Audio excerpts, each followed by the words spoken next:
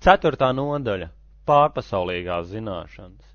Dieva personība, kungs Šrī Krišņa sacīja, es mācīju šo mūžīgo, neiznīcīgo jogas zinātni saules dievam Vivasvānam. Vivasvāns mācīja to Manū, cilvēks tēvam, bet Manū to mācīja Išvāku. Tā šī augstākā zinātne tika saņemta mācekļu pēctecību, un tā to saprata svētie valdnieki. Bet laika gaitā pēctecība pārtrūka, tāpēc šī zinātne, kā liekas, ir nozaudēta. Šodien es tev pavēstu mūžšano zinātni par attiecībām ar visaugstāko, jo tu esi mans bakta un mans draugs, un spēj izprast šīs zinātnes pārpasaulīgo noslēpumu. Arģuna sacīja, saules dievs Vivasvāns ir dzimis pirms tevis, kā saprast, ka tu sākumā mācīji šo zinātni? Viņam? Dieva personība sacīja, mēs abi esam izgājuši cauri daudzām dzimšanām. Es atceros tās visas, bet tu, naidnieku veicēji, tās neatceries. Es esmu nedzimis, un mans pārpasaulīgais ķermenis nekad neies bojā. Es esmu visu dzīvo būtņu kungs, un tomēr laikmet pēc laikmet es ierodos savā sākotnējā pārpasaulīgajā veidolā. Baratas pēcteci, ja kādreiz kaut kur pagrimst reliģija un pārsvaru gūs bezgēvība, tad es ierodos pats, lai atpestītu dievbijīgos, iznīcinātu neliešus un atjaunot reliģijas principus. Es atnāku pats laikmet pēc laikmeta, Arģuna, kurš zina manas atnākšanas darbības pārpasaulīgumu. Tas atstājas ķermeni, vairs nepiedzim šajā materiālā pasaulē, bet sasniedz man mūžīgo mājvietu.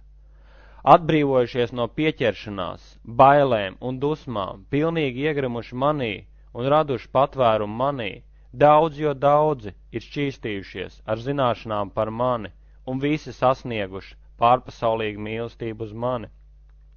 Prithas dēls, kā cilvēks uztic sevi man, tā es viņu atalgoju. Ik viens visādā ziņā iet manu ceļu. Cilvēks šai pasaulē augsts panākums, darbojas augļu dēļ, un tāpēc godina padievus. Tik tiešām šai pasaulē cilvēks ātri gūs panākums no auglīga darba.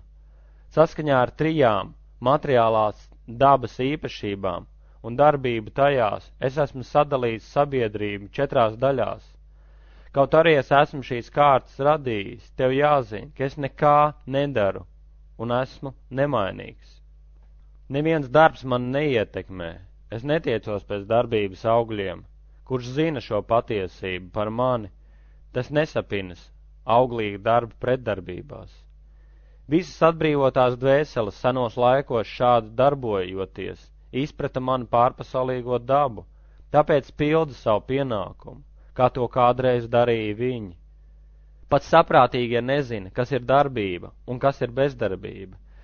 Tagad es izskaidrošu, kas ir darbība, un to zinot, tu atbrīvosies no visām nelaimēm. Ļoti grūti ir saprast darbības līkločus, tāpēc tev labi jāzina, kas ir darbība, kas ir aizliegta darbība un kas ir bezdarbība. Kurš darbībā redz bezdarbību un bezdarbībā redz darbību, tas ir saprātīgais starp ļaudīm un ir pacēlies pārpasaulīgajam, kaut arī dara dažādus darbus. Kurš darbojas neaugstot jutekļu baudas, tam ir pilnīgas zināšanas. Gudrie teica, ka viņa darbības izraitītās pretdarbības ir sadedzinātas pilnīgo zināšanu ugunī. Atmetis jebkādu pieķeršanos darbības iznākumiem, vienmēr apmierināts un neatkarīgs, viņš nestrādā augļu dēļ, kaut arī aizņemts dažādos darbos. Kam ir izpratne, tas darbojas ar pilnīgu savaldītu prātu un saprātu, atmet vēlmu būt par īpašnieku un darbojas tikai dzīvības uzturēšanas dēļ, tāpēc grēku pretdarbības viņu neietekmē.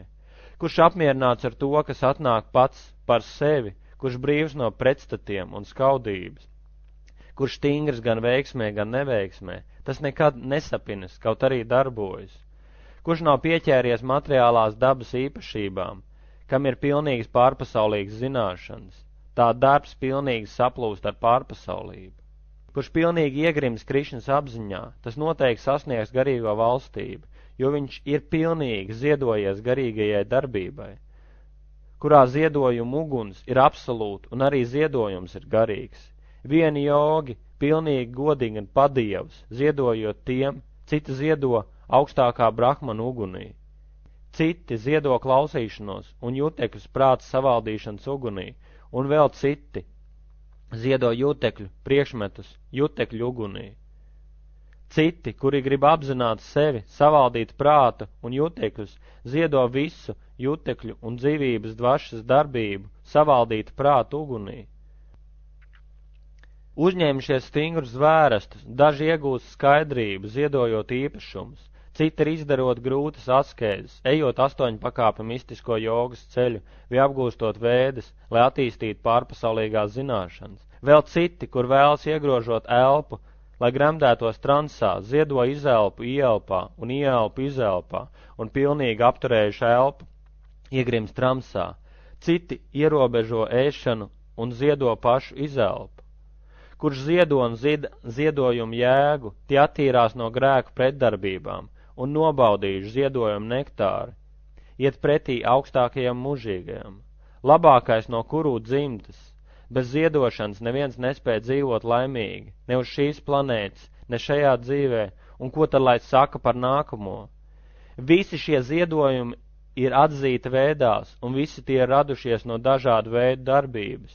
To zinot, tu iegūsi atbrīvi. Naidnieku soģi, ziedojums ar zināšanām ir labāks nekā tikai materiālā īpašuma ziedojums. Prithas dēls, visa darbības ziedojums sasniedz pilnību pārpasaulīgajās zināšanās. Ej pie garīgā skolotāja un centies saprast patiesību. Pazemīgi jautā un kalpo viņam. Sevi apzinājušās dvēseles var svētīt tevi ar zināšanām, jo ir redzējuši patiesību.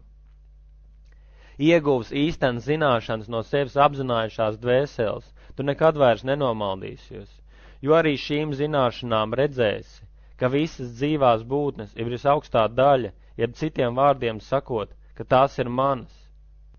Pat, ja tu esi vislielākais no visiem grieciniekiem un pārpasaulīgo zināšanu laivu, tu spēc šķērsot materiālo ciešanu okeānu. Arjuna, uguns pārvērš malku pelnos, un zināšana uguns pārvērš pelnos visas materiālās darbības, izraisītās pretdarbības. Šai pasaulē nav nekā cildināk un tīrāk par pārpasaulīgām zināšanām. Šīs zināšanas ir nobriedis visa misticisma auglis. Kurš pilnīgojies garīgajā kalpošanā, tas ar laiku pats tās bauda sevī. Ticīgais, kurš sev veltīs pārpasaulīgajām zināšanām un pakļāvas jutekļus, ir cienīgs šīs zināšanas saņemt. Tās saņēmis viņš ātri iegūst augstāko garīgo mieru. Bet tumsoņi un neticīgie, kur apšauba svētos rakstus, nesasniedz Dieva apziņu. Viņi krīt, kurš šaubās, tam nav laimes ne šai pasaulē, ne nākamajā. Bagātība iekarotāji, kurš garīgi kalpo un atsakās no darbības augļiem, kuram pārpasaulīgās zināšanas sagrāvušas visas šaubas, tas tiešām atrod patību. Darba sekas viņu nesaista. Tāpēc ņem zināšanu ieroci, cērt šaubas, kas tavā sirdī radušās no neziņas, baratas pēstece, apbruņojies ar jogu, celies un cīnies.